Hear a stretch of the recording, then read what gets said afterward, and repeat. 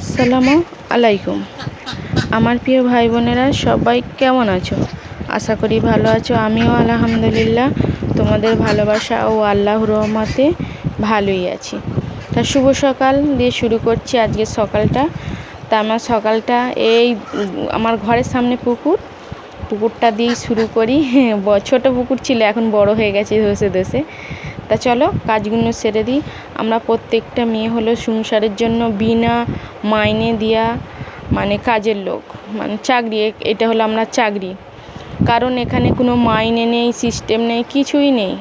শুধু সারাদিন রাত সংসারের জন্য করে যাও। সংসার তোমার জন্য কি করবে না করবে সেটা বড় কথা না, তুমি করে যাও যতদিন বাঁচবে।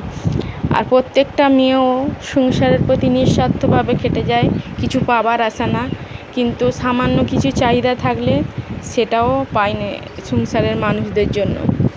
তাই এটাই হলো জীবন, এটাই হলো আমাদের মতো মেয়েদের, আমাদের মতো প্রত্যেকটা মেয়ের যে এখানে হোক না যেখানে হোক একটা খামতি থেকেই থাকে।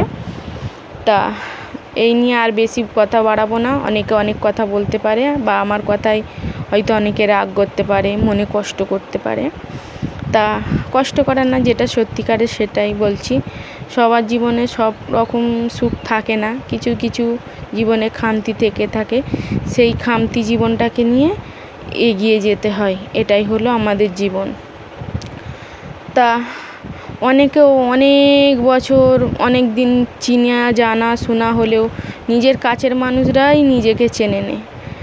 তাই জন্য অনেক সময় কষ্ট হয়, দুঃখ হয়, কিছু করার নেই। যখন কাছের মানুষরাও নিজের কথা মানে বোঝে নে, যা সেটা কি বলবো। তা কাউকে বুঝতে হবে না, সে যদি উপরওয়ালা বোঝে তাতেই যথেষ্ট, অন্য কাউকে বোঝা লাগবে না। নিজের কর্মটা করে যাই। সংসার হলো আমার কাছে একটা ডিউটি, সেই ডিউটিটা শেষ করে যখন ফিরে যেতে হবে, কি পেলাম বা কি নিলাম সেটাই না, শুধু ডিউটিটা করে যাই। তা দেখো অনেক বাসন হাঁড়ি পড়ে গেছে, তা অনেক কথা বলে ফেলেছি। কথার মধ্যে যদি ভুল ত্রুটি হয়ে থাকে ক্ষমা করে দেবে, কারণ আমি তো সেইরকমভাবে গুছিয়ে কথা বলতে পারি না। তা আর আমার মাঝে মাঝে আমার জীবনের খামতি জিনিসগুলো তোমাদের তুলে ধরি। তা ওখানে ভাত বসিয়ে দিয়েছি। আজকের মাতম মানে মহরম মাসের মাতম আজকের রোজা রেখেছি। তা বেশি বক বক করবো না। সজনা শাক এনেছি, ওদের তারে ডাল দিয়ে করে দেব, আর আলু ভাতে দেবো, আর কিছু না। এই দেখো ঝকঝকে আকাশ, কিন্তু বিকালের দিকে খুব পানি হয়েছে। আকাশটা ঝকঝকে, এইরকম যেন সবার মনটা এরকম ঝকঝকে হয়। সবার মন তো আর সব সমান হয় না। তাই এখানে ডাল সেজে বসিয়ে দিয়েছি, আজকের ভাজিনি, ডাল সেজে বসিয়ে দিয়েছি, মানে সব দিন ভালো লাগে না। আর এখানে তোমাদের দুলাভাই পেয়ারা পেড়ে পাড়তে গিয়ে পুরো ডালটাই ভেঙে নিয়ে চলে এসেছে। আর এখানে সজনা শাক বেছে দিয়েছি। দেখুন মুসলমানি সাকিবুলকে দাওয়াত দিতে এসে বিরিয়ানি খাওয়ার, মুসলমানি বিরিয়ানি খাওয়ার দাওয়াত দিতে এসে সাকিবুলকে শনিবার। এই খাবি নি পেয়ারা, খাবি নি? আলে কই রে?